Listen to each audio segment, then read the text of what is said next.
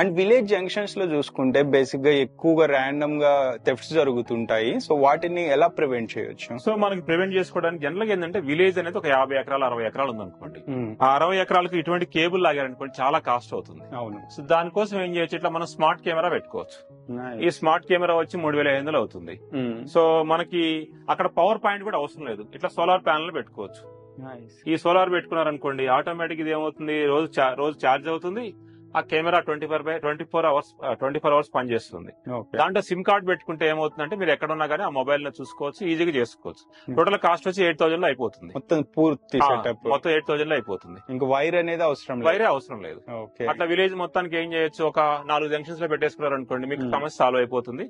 So most cost effective ఉంటుంది, power bill కూడా ఉంటుంది. సో ది ఇన్స్టలేషన్ కూడా ఈజీ. ఇది లైట్ పైన పెట్టుకుంటాం, ఆ కెమెరా దానికి కొట్టేస్తాం పోల్ కి. సో సెల్ఫ్ గా అయినా చేసుకోవచ్చు, ఎలక్ట్రీషియన్ సెల్ఫ్ గా చేసుకోవచ్చు, మేము కూడా చేసి పెడతాం, ఎలక్ట్రీషియన్ చేయొచ్చు.